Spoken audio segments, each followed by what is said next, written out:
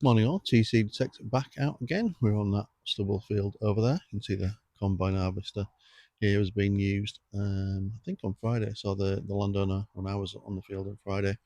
He waved and messaged me later to say he was taking advantage of some dry weather to get rid of some more of the corn. So there's a little bit more of the field to go at. We won't be doing that today, that's for sure, because the weather forecast is rain. Some more in, and then a bit more in. So I'm not sure how long I'll do. Kind of depends on how heavy the rain is, really, I guess, from that point of view. Out with the Rutus Versa again today, which is why I'm out Friday and Sunday, getting used to the new machine and excited to play with it. First impressions were fantastic on Friday, so see how we get on today. We'll be running in field mode or field dual mode, on and off. Won't be tweaking it too much. Still don't know the machine will start messing about the settings, in my humble opinion. The only change that I've got is I put the stock coil on instead of the smaller coil that I had on Friday. So we'll see how we run with the larger stock coil instead. Right, without further ado, thank you very much for watching tcDetects.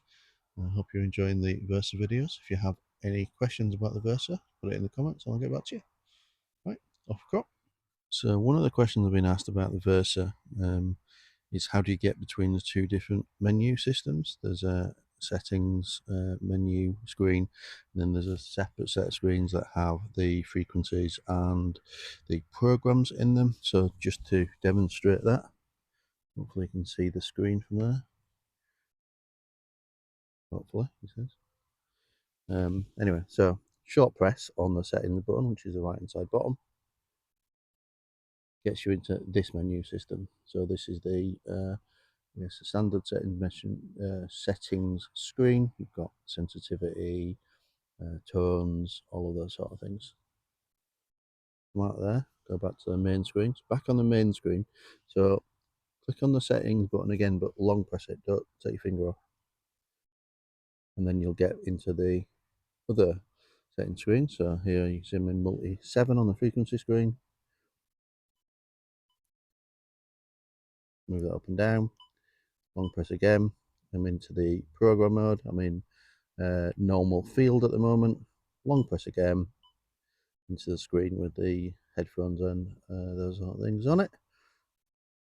Long press again, back out. So there you go. So it's a long press to get into the frequency and programs screen. Short press for the other settings. Well, that helps. One thing that's very noticeable with the Versa is just how strong the signals are and consistent and solid. I think it's better than the Airtrex for that. So we've got a 25-26 in that there clod that I've pushed out. See what we get. Apologies, there might be a little less filming in this particular video, purely because the weather's not great. I don't like camera in and out all the time when it's poor weather. Not what you can do about it.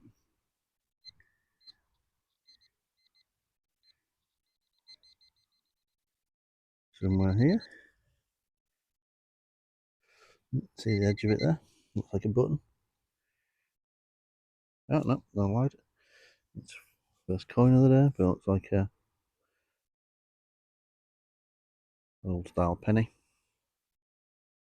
There you go. First coin. Well, today. And I can see this one's going to get messy. Dug a hole, probably about 6-7 inches down, following a very solid 68, and you can see it's already filling up with water. So it's very muddy, which is weird. We've had like what did we have, 3-4 weeks of very dry weather, and now we've got the opposite going on. Anyway, not very clear. 68, 67. There's another small coin, very battered and corroded. I'm going to say farthing, maybe something like that, pretty decimal. But yeah, 2 signals, 2 coins. And of course, one of the other great things about the Versa is now that it's waterproof, right in the rain, without having to worry about covers. Now, it's only showering at the minute, but just that extra confidence from knowing you have to worry about extra plastic obscuring the screen or anything like that. Yeah, very nice. And the next signal is down here. Flicked it out from about 5 inches down. Very clear, 60, 61. Let's have a look. Do this live, see what we get.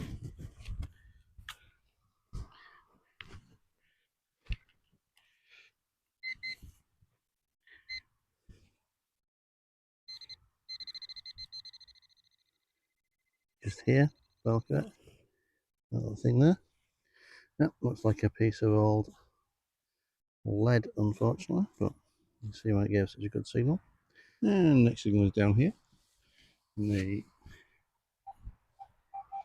still in a hole, very clear. Sort of in the 70s, late 60s, early 70s. Decent line, decent tone.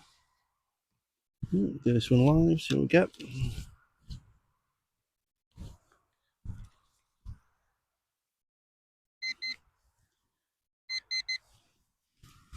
Still using the MT6 Pro from Detectorcon. Very good, especially for the price of like 30, 35 quid. Very good for the long. Yep. There, oh, hang on, I think I can see it. Look at that.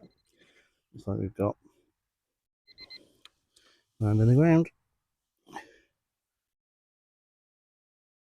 3 decimal penny. Just quick trouser clean. See if we can work it out. No, okay, it's in mud. 3 decimal penny. 19. Is there 20 on the bottom? 1917, something like that. George V. There you go, another coin. And next up was what I'm guessing is half of a spindle wheel. It's like it's being cut in half by fire, probably in the early 40s on the Versa. First sort of artifacts or recognisable artifacts of the day. And I thought we were going to have a day without one of these little bad boys, but tcDetects video, it would be rude not to, really, wouldn't it? You see it here, see the holes. A little, in some ways, straight by look at it. Yep, 4-hole button. And next one up came from about 6 inches down. Flicked it out. It's about 61, 62 on the Versa. You just see the edge of it here, the roundy thing there. Probably a button. It's a bit green. There's a reasonable chance it'll be a button. Yep, it is a tiny little. No, I don't even think it's even a button. I think it's a stud. Rivet of some description. There you go. Tiny little rivety studdy thing.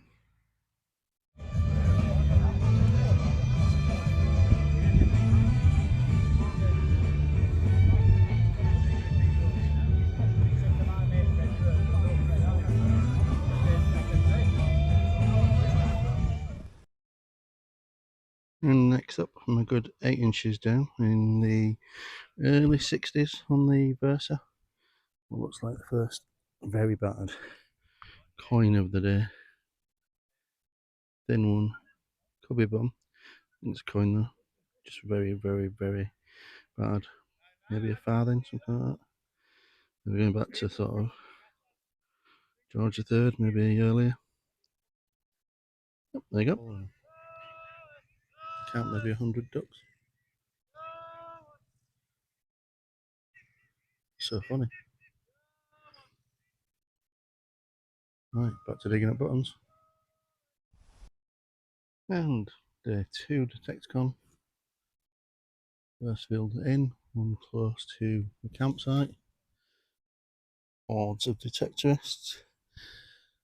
And weather is holding at the minute, or some rain during the night. Enough camp field could be interesting later. However, first find of the day, we have what looks like part of a spare.